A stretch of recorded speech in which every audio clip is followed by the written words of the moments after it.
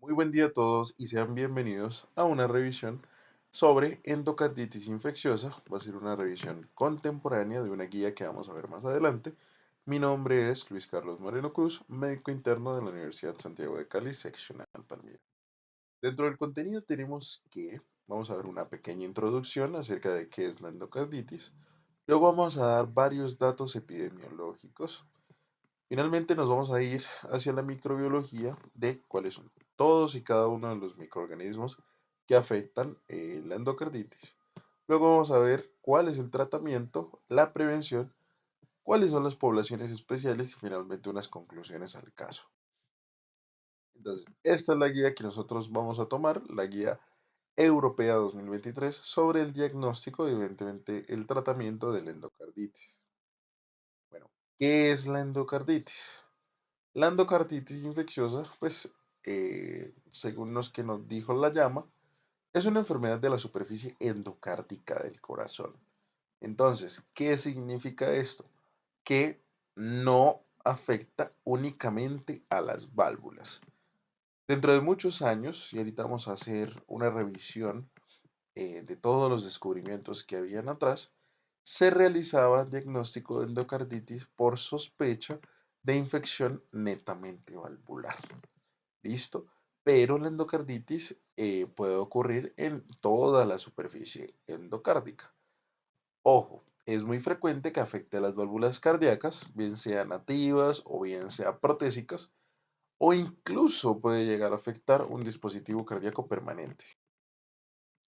¿Quiénes fueron los pioneros de esta descripción? ¿Quiénes fueron las primeras personas que describieron el término de endocarditis? Entonces, el primero fue Lazare Rivière, el primero que describió una endocarditis infecciosa en una válvula aórtica. Luego, a medida que fueron pasando los años, Jean Nicolas usó el término vegetación, que ahorita lo vamos a explicar un poco más dentro de la fisiopatología de la enfermedad. Luego, Hodgson fue el primero en reportar una embolización secundaria a endocarditis infecciosa. Finalmente llegaron más autores como Albrecht y Klebs que hipotetizaron que todo el tema de la endocarditis infecciosa era secundaria a microorganismos infectantes, no era netamente por algo esclerótico. Luego llegó Osler y nos dijo que la esclerosis o el mal funcionamiento incluso de las válvulas eran un gran riesgo para desarrollar endocarditis infecciosa. Liebman descubrió el, eh, junto con Benjamin Sachs, descubrieron una vegetación en endocarditis en donde no hubieron microorganismos dentro del hemocultivo, que esto suele ocurrir en pacientes que tienen lupus eritematoso sistémico, o sea, tienen endocarditis con cultivos negativos, que más adelante vamos a hacer una referencia acerca de esto. En 1944 se reportó y se publicó eh, el uso de penicilina para tratar la endocarditis infecciosa y que fue aprobado en ese entonces. O sea, veían una diferencia, veían un cambio, veían un progreso dentro de la clínica del paciente una vez estaban siendo tratados con penicilina. Datos epidemiológicos. En el 2019, la incidencia estimada de endocarditis infecciosa fue de 13,8 casos por cada 100.000 individuos por año y fue responsable de 66.300 muertes en el mundo, porque tenía una asociación muy grande a nivel de la morbimortalidad. Si nos fijamos, había una relación más hacia hombres, o sea, había una incidencia más del sexo masculino que del femenino. Vemos que hay una diferencia importante. Y la edad pico, en la que más casos se vieron, en donde había aproximadamente 200 casos por cada millón de habitantes, teníamos que la edad iba entre 75 y los 79 años. Evidentemente, a medida de que van avanzando, depende de las comorbilidades que tenga el paciente para sí mismo desarrollar y evaluar el riesgo que tenga de padecer endocarditis. Entonces, se realizó un estudio con 130 pacientes en donde se revisaron varias comorbilidades. ¿Y qué se encontró? Que de los pacientes infectados por endocarditis, el 54.6% padecían hipertensión arterial, el 38,4% presentaban enfermedad renal crónica, el 21,5% presentaban diabetes mellitus, el 20,8% presentaba alguna valvulopatía previa y el 13,8% tenía algún grado de dislipidemia. Evidentemente acá vemos el resto de patologías crónicas y cada una de su asociación acerca de el porcentaje de la prevalencia y los factores de riesgo de los pacientes.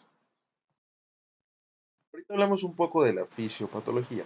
Aquí tenemos un lugar en donde ocurrió una noxa, en donde ocurrió una lesión, en donde vemos que va a haber un inicio de un coágulo de fibrina y los estreptococos o estafilococos circundantes van a llegar y se van a unir a ese coágulo de fibrina.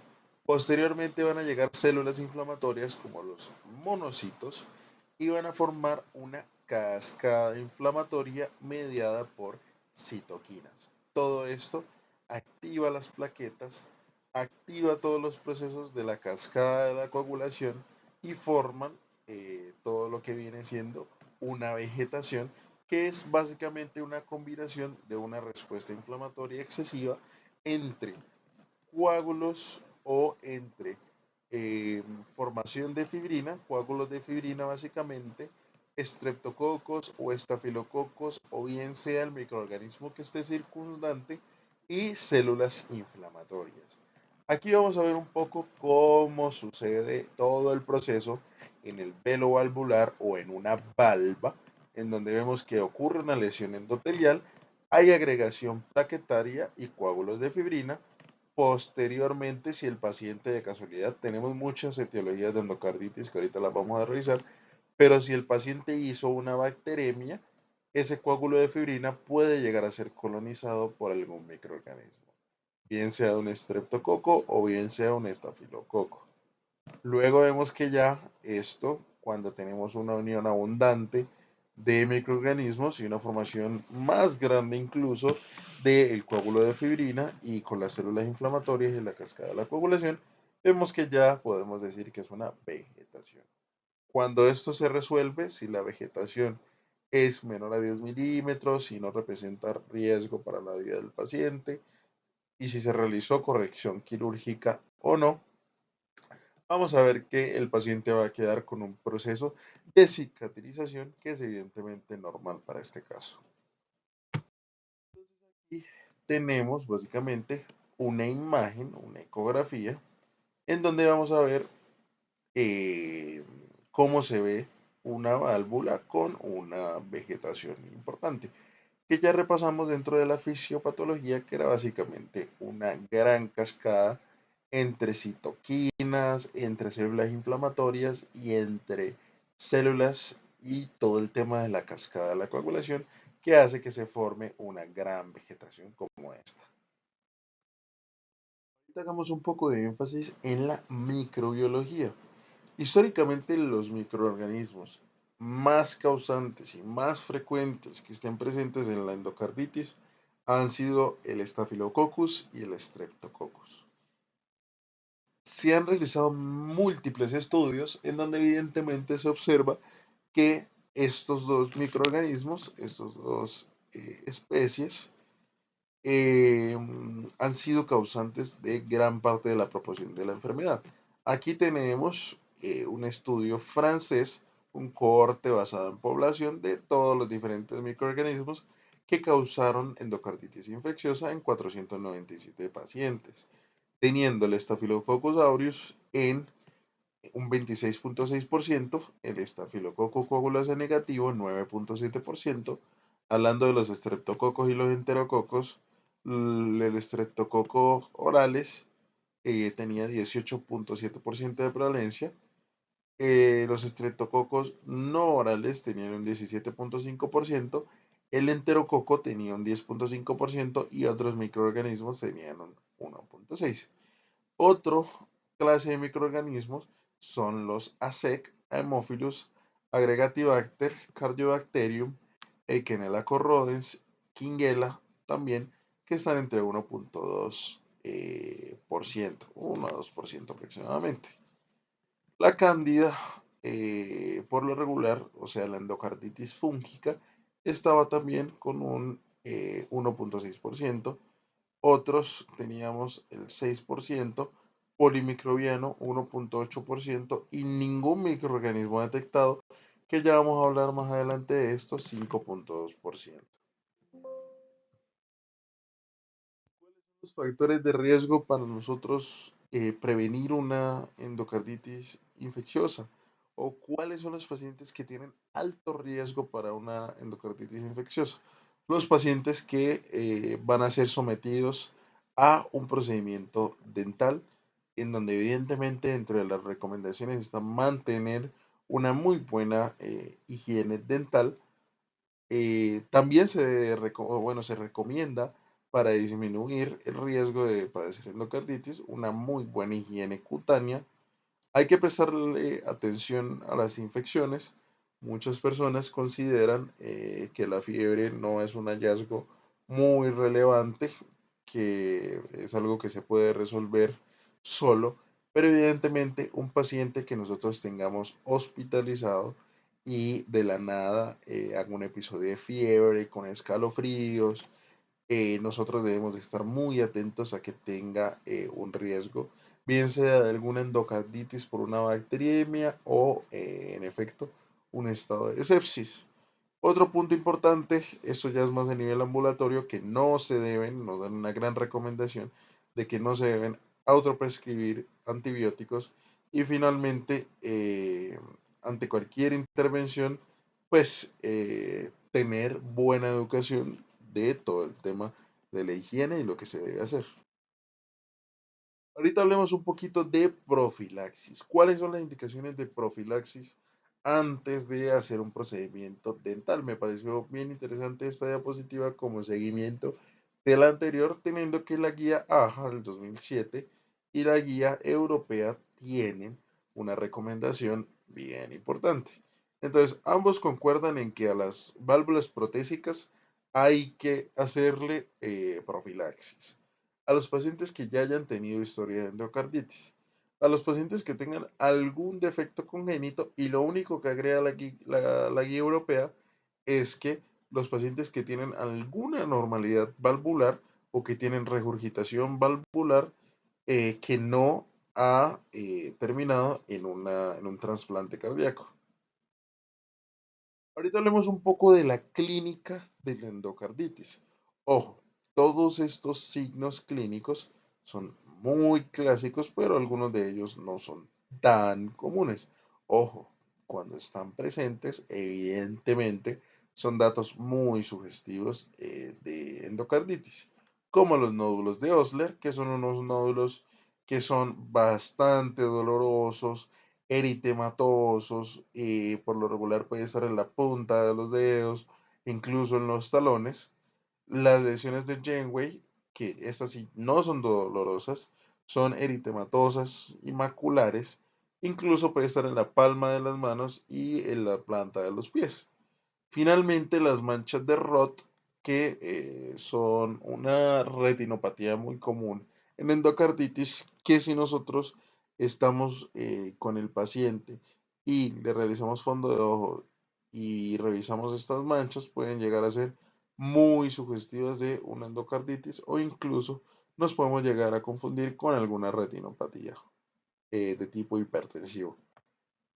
Entonces, otra cosa bien importante dentro de la clínica es la auscultación. Un paciente que llegue con un soplo de novo, nosotros debemos de despertar una alta sospecha de que algo está pasando a nivel valvular. Otro punto importante, la fiebre, que ojo, no es un signo o síntoma eh, patognomónico propio de la enfermedad.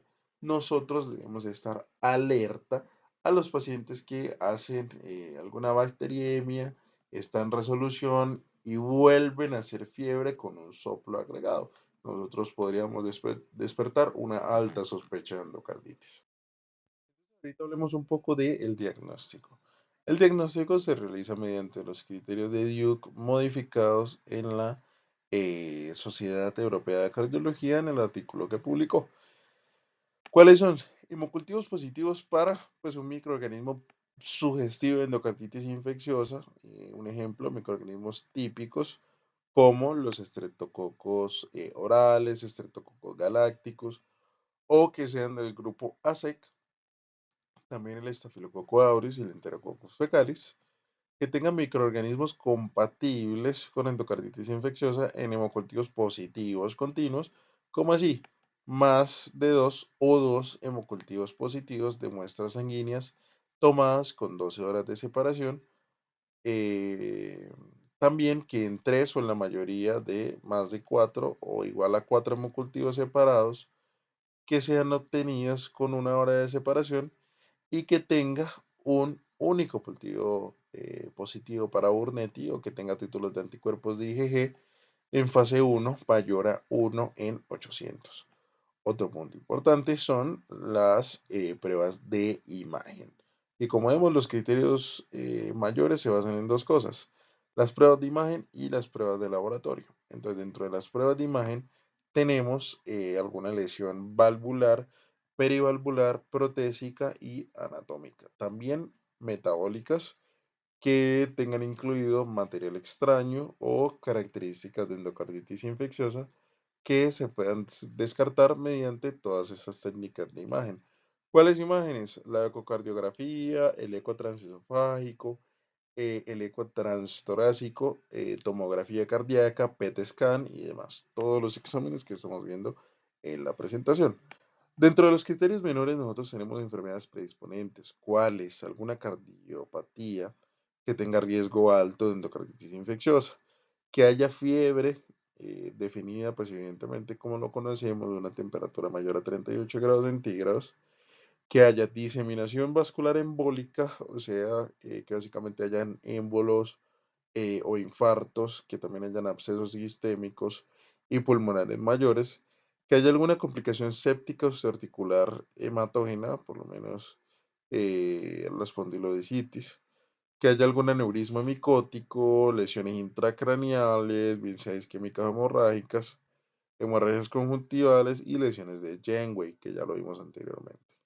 Luego hay algunos fenómenos como inmunitarios, como la glomerulonefritis y los nódulos de Osler y manchas de Roth. También la positivización del factor reumatoideo en este tipo de pacientes nos puede brindar un criterio menor. Otro punto importante de los criterios menores es la evidencia microbiológica, o sea, tener un solo hemocultivo positivo, pero que no cumple ningún criterio mayor. Y otra cosa es que haya eh, la clasificación de nosotros tener la endocarditis infecciosa. Definitiva, posible y descartada.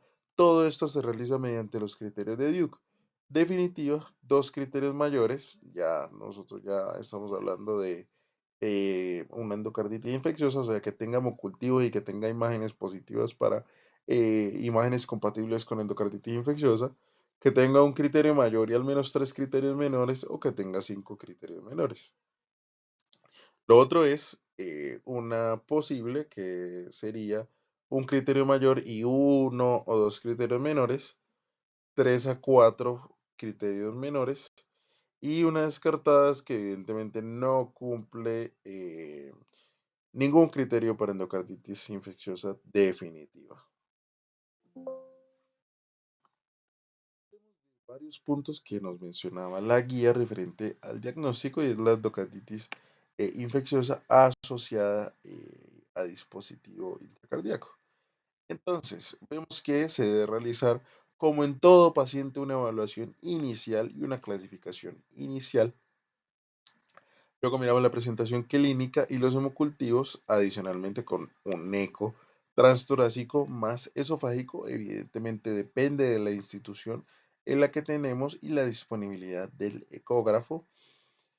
Luego debemos de aplicar los criterios de la Sociedad Europea de Cardiología y definir si la endocarditis es descartada, posible o definitiva. Si vemos que es posible o descartada, bueno, repitámosle los hemocultivos si son negativos o dudosos, repetir el eco-TT a los 5 o 7 días o la ecografía transesofágica y realizar un PET para detectar infección o embolia pulmonar, para lo que se puede solicitar una angiotomografía. Si no, añadámosle más criterios menores, revisemos nuevamente la historia y tomemos una tomografía torácica para detectar algún émbolo séptico pulmonar o algún infarto. Y definitivamente una clase que ya es un poquito más baja, una 2B, un PET o una angiotomografía para detectar infección en electrodos. Hablemos un poquito de la sospecha de endocarditis infecciosa en válvula protésica. Que tenemos una evaluación inicial como a todos los pacientes, mirarle la presentación clínica, los hemocultivos, tomarle eco transtorácico y transesofágico, aplicar los criterios diagnósticos y si tenemos muchas dudas, repetir hemocultivos, repetir evidentemente los ecos y añadir una angiotomografía o una tomografía cardíaca. Eso es clase 1. Y clase 2A es que se le puede tomar un SPECT con leucocitos marcados que nos aumentaría la capacidad de detección. Otra cosa importante son si nosotros tenemos sospecha de complicaciones paravalvulares o un eco transesofágico no concluyente, ahí podemos tomar una tomografía cardíaca. Si tiene síntomas indicativos de complicaciones extracardíacas, hacer una prueba de imagen cerebral, incluso de cuerpo entero. Y si no tiene síntomas indicativos de complicaciones extracardíacas, tomar también una prueba de imagen y cuerpo entero, pero esta ya viene siendo clase 2B. Luego hablemos de la endocarditis infecciosa en válvula nativa, que es básicamente idéntico al anterior. Lo único como que les decía, si tenemos mucha duda, otra ecografía, otro estudio cardíaco y otros hemocultivos y debemos de revisar muy bien la historia para poder añadir nuevos criterios menores para poder determinar qué imágenes le vamos a mandar a nuestro paciente. Vamos a revisar cuál método es mejor y cuándo lo vamos a usar. Esto siempre vamos a guiarnos por datos estadísticos y específicamente por la sensibilidad y especificidad. Entonces, la sensibilidad que en ese momento del ecocardiograma transtorácico, que es de un 40 a un 66%, y la especificidad de un 90 a un 100, recordemos que la sensibilidad es básicamente la capacidad de una prueba para descartar a los enfermos y la especificidad nos ayuda a confirmar a los que verdaderamente están enfermos. Sensibilidad a descartar los que están sanos, especificidad a detectar los enfermos. Entonces vemos que a medida que vamos avanzando, el ecocardiograma transesofágico es la mejor prueba.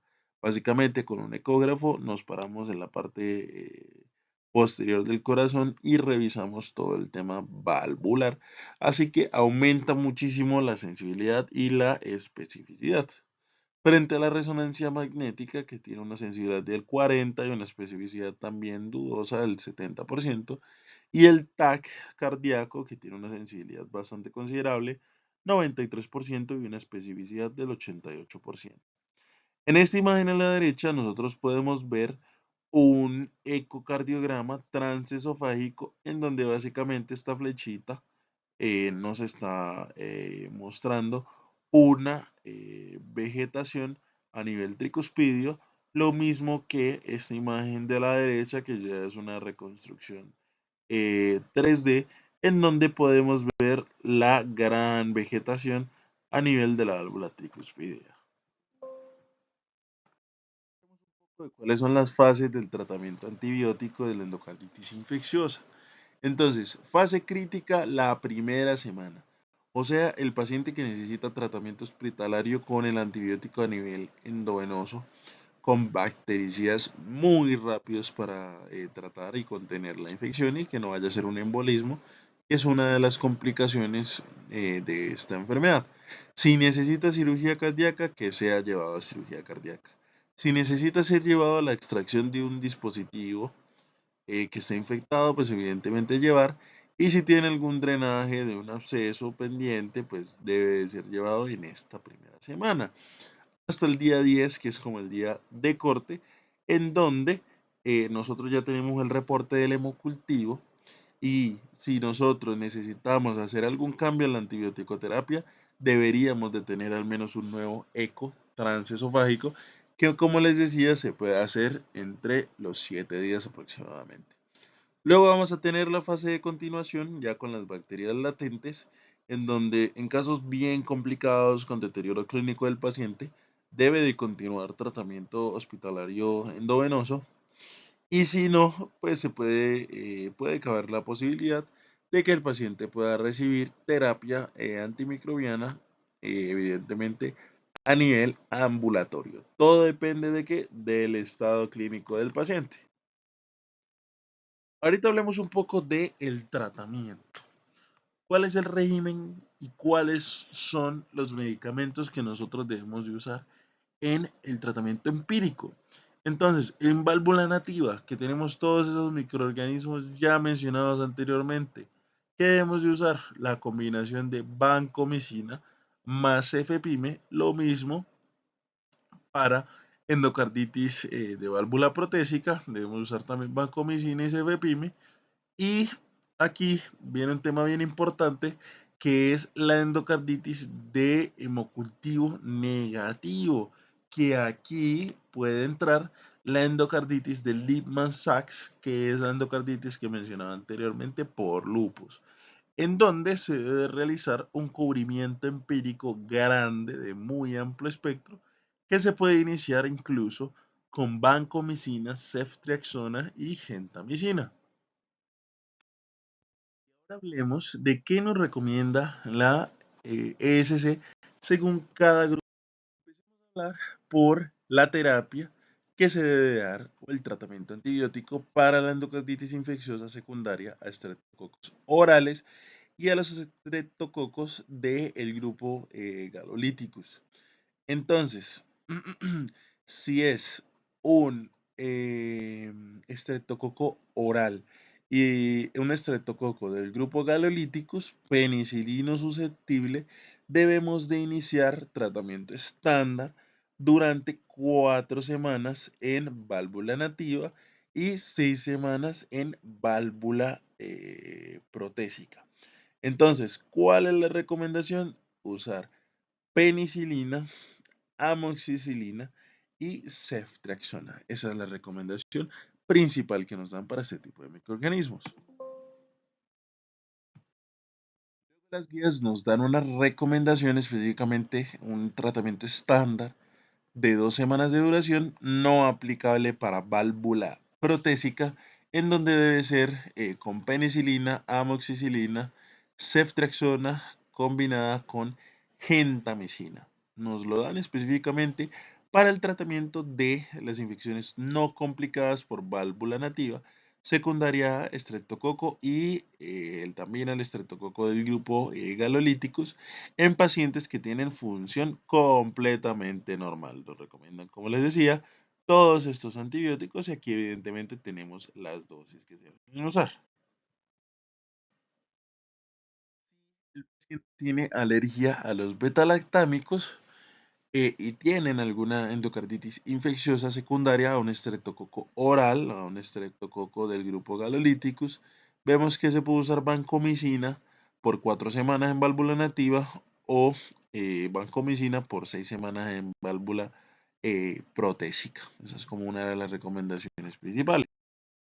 El tratamiento de los pacientes que tienen estreptococo oral o estreptococo del grupo Galolyticus, que sean susceptibles, que tengan mayor exposición, que sean resistentes a la penicilina, en donde en los pacientes que tienen válvula nativa debemos hacer una combinación entre penicilina G, amoxicilina o ceftriaxona por 4 semanas y la debemos de combinar con gentamicina por 2 semanas en las siguientes dosis.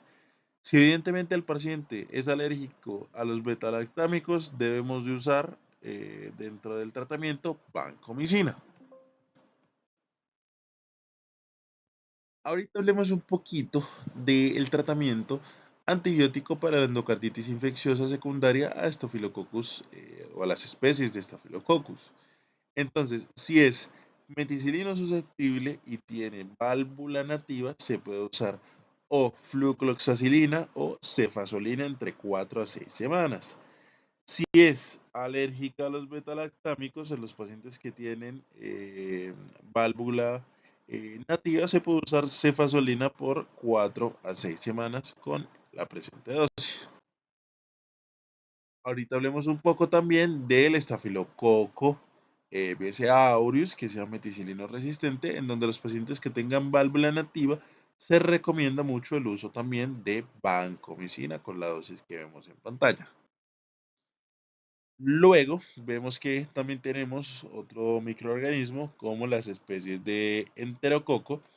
Vemos que los pacientes que tienen válvula nativa y tienen infección por enterococo, por las especies de enterococo, debe de haber una combinación de ampicilina o amoxicilina con ceftriaxona por 6 semanas o también con gentamicina por 2 semanas con las siguientes dosis que nosotros estamos viendo en pantalla. Vamos a hablar acerca del tratamiento de la endocarditis infecciosa, pero que tiene cultivos negativos. Entonces, si nosotros tenemos una bruxela, una coxiela, una bartonella, legionela, micoplasma, pues evidentemente vamos a ver que tenemos que cambiar todo el tema de la terapia antibiótica pautada, en donde en Bruselas podríamos usar doxiciclina más cotrimoxazol más rifampicina por 3 a 6 meses. Recordemos que todo el tema de los hemocultivos para este tipo de microorganismos se demoran varios días en crecer. También tenemos Procoxiella burnetii, que también se puede usar doxiciclina más hidroxicloroquina. Ahí tenemos evidentemente cuáles son las dosis de cada una de estas. Y aproximadamente se debe usar 18 meses de tratamiento. Evidentemente esto requiere una valoración multidisciplinar y que el paciente lo tengamos en seguimiento. Y así mismo con las otras especies, Bartonella doxiciclina durante 4 semanas más gentamicina endovenosa por 2 semanas. Cuando hablamos de legionela, vemos que se puede usar levofloxacina eh, endovenosa u oral por más, o sea, aproximadamente 6 semanas, o claritromicina 500 miligramos cada 12 endovenoso por 2 semanas. Luego se puede usar claritromicina con rifampicina cada 24 horas. Si nosotros tenemos alguna especie de micoplasma, debe ser manejada con levofloxacina. 500 miligramos cada 12 endovenoso u oralmente por mayor o igual a 6 meses. Si tenemos troferima Whippley, podemos usar también doxiciclina. Eh, lo podemos usar con 200 miligramos cada 24 horas, más hidroxicloroquina oral por aproximadamente mayor o igual a 18 meses. El tratamiento y vamos a ver unas indicaciones quirúrgicas para endocarditis infecciosa. Entonces, tenemos falla cardíaca, que haya una disfunción valvular o que haya una fístula intracardíaca que cause edema pulmonar o un shock cardiogénico, que haya una infección persistente, o sea, que haya una vegetación que esté en crecimiento o que haya una bacteremia a pesar de la terapia antibiótica correcta, que haya una complicación de la infección, o sea, que haya una infección no controlada o que esa infección resulte en algún absceso, bloqueo cardíaco o una lesión penetrante. Y finalmente, una prevención del embolismo de la vegetación es que sea una vegetación móvil de mayor a 10 milímetros, especialmente cuando involucra la valva mitral anterior e incluso si hubo un episodio embólico previo. Continuemos con el tratamiento y mencionemos que si nosotros tenemos diagnosticada una endocarditis infecciosa, bien sea posible o definitiva, debemos de mirar si la paciente tiene una isquemia, una gran isquemia, o tiene una hemorragia intracraneal. Si sí, debemos de retrasar un poco la intervención quirúrgica al menos 4 semanas. Si no, revisemos si tiene una de las siguientes: disfunción valvular que cause insuficiencia cardíaca, un organismo resistente, un bloqueo cardíaco o algún absceso, que haya una infección persistente o que haya un problema o alteración con la válvula protésica. Sí, sí, debemos de realizar una intervención quirúrgica temprana. Y si no, debemos de mirar si tenemos una vegetación en crecimiento o si tenemos émbolos recurrentes o vegetaciones persistentes a pesar de la antibiótico-terapia correcta. Sí, sí, debemos de considerar, ojo, la anterior fue una indicación, ahorita debemos considerar, depende del cirujano, la intervención quirúrgica temprana, y si no, definitivamente debemos de continuar terapia antibiótica y revisar nuevamente cuáles son las indicaciones quirúrgicas. Evidentemente, debemos de considerar tomar un nuevo ecocardiograma para evaluar todo el tema de las vegetaciones. Pasemos un poco lo que nos dice la guía. ¿Cuál es el momento adecuado para la cirugía en los pacientes que tienen endocarditis infecciosa izquierda? Si tienen insuficiencia cardíaca, miremos si el paciente está bajo el contexto de un shock cardiogénico o algún edema pulmonar. Si sí, o sea, si tienen inestabilidad hemodinámica, debemos hacer una cirugía de emergencia. Si no, y el paciente tiene mala tolerancia hemodinámica, también, como les decía, debemos hacer una cirugía lo más pronto posible. Y si el paciente está estable hemodinámicamente, la cirugía no es tan urgente. Si tiene una infección que no es controlada, miremos qué complicaciones locales tiene. Si tiene absceso, un aneurisma falso, alguna fístula o vegetaciones que estén en crecimiento, hay que hacerle cirugía urgente clase 1.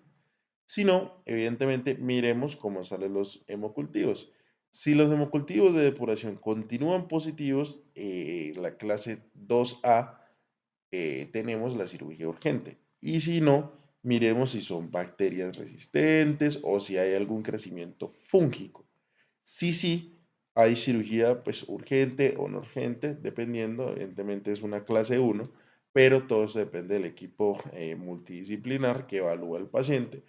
Si no, miremos si hay algún embolismo causado por Staphylococcus aureus o algún bacilo gram negativo no del grupo ASEC. Si sí, cirugía urgente, clase 2A. Si no, evidentemente tenemos una cirugía que no es tan urgente. Y si tiene un riesgo alto o una embolia establecida, miremos si tiene una vegetación mayor a 10 milímetros y si hay émbolos pese al tratamiento antibiótico. Si sí, hay que llevar al paciente a cirugía. Si no, revisemos si aparte de esa vegetación hay otra indicación quirúrgica. Si tenemos otra indicación, nos vamos para cirugía. Si no, miremos si esa vegetación es grande, o sea, mayor a 10 milímetros, pero no hay presencia de émbolos, que la recomendación es una cirugía urgente 2B, una recomendación no tan fuerte. Y si no, evidentemente debemos hacer un tratamiento antibiótico y una observación continua e incluso controles imagenológicos. Ahorita hablemos un poco de las complicaciones asociadas a endocarditis. Entonces, a pesar de que aquí vemos cuatro, son muchas las complicaciones a nivel de muchos órganos del cuerpo en el que nosotros podemos evidentemente tener complicaciones sobre endocarditis. En la insuficiencia cardíaca, si nosotros tenemos un daño valvular severo secundario a una endocarditis, podemos desarrollar insuficiencia cardíaca. Pueden haber incluso, metiéndonos aquí a la parte cardiológica, abscesos miocárdicos O sea, pueden haber abscesos dentro de la región miocárdico o incluso alrededor de todo el anillo valvular. Pueden haber infecciones no controladas, incluyendo embolismo séptico, que varios fragmentos de las vegetaciones se desprenden y pueden causar infartos en varios órganos, cerebro, riñón, pulmones y demás. Que haya un aneurisma micótico o un aneurisma infeccioso en donde hay dilataciones arteriales importantes porque hay una infección específicamente en la pared vascular y tenemos algunas manifestaciones neurológicas que también son importantes. Ojo, no son las únicas complicaciones. Nosotros podemos tener recurrencias de la infección, podemos tener bloqueos cardíacos, podemos tener sepsis severa, podemos tener pericarditis, podemos tener glomerulonefritis. O sea, son muchas las complicaciones que nosotros podemos tener por todo este tema de la endocarditis, por lo cual debemos de ser muy atentos en cuanto a todo el tema del análisis y todo el tema del diagnóstico y tratamiento. Puntos claves dentro de la prevención y es que la endocarditis es una enfermedad grave. Obviamente sabemos que no es una de las más frecuentes, pero si nosotros no la sospechamos y no la diagnosticamos, puede tener consecuencias graves en el paciente si no se trata a tiempo. La prevención es clave y se basa en medidas sencillas pero fundamentales. ¿Cómo es eso?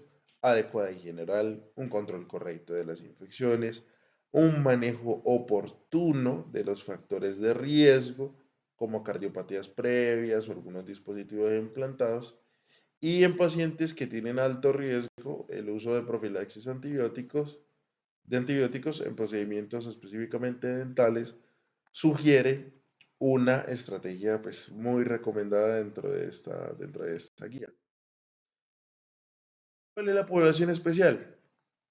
Una infección relacionada con un dispositivo de asistencia ventricular, una prótesis valvular que haya sido implantada transcatéter, una miocardiopatía hipertrófica o cardiopatía congénita entra dentro de la población especial y aparte de ser especiales, pues tienen evidentemente un alto riesgo.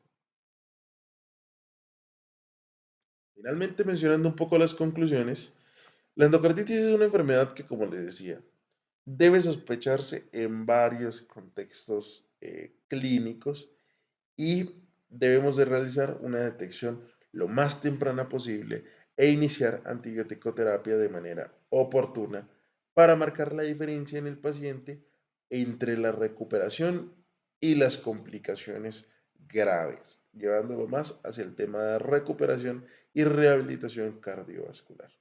La prevención va a seguir siendo la mejor herramienta para reducir el impacto de la endocarditis. Y finalmente, posterior a dudas e inquietudes que pueden dejar en los comentarios, esta es la bibliografía que usé para realizar la presentación. Muchísimas gracias por la atención prestada.